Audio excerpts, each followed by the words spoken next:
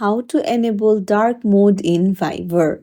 Hey everyone, welcome back to the channel. If you are new here, don't forget to hit the subscribe button and turn on the notification bell to not miss any updates. So, do you want to change the appearance of your Fiverr? Then you're in the right place. Let's dive right in.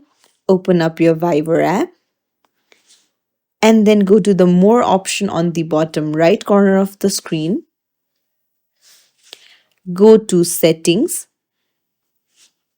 and go to Appearance. Now here you'll find the dark option.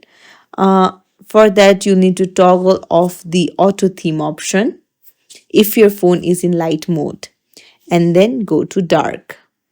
And that's it. If you found this tutorial helpful, don't forget to like and subscribe to our channel for more tips and tricks.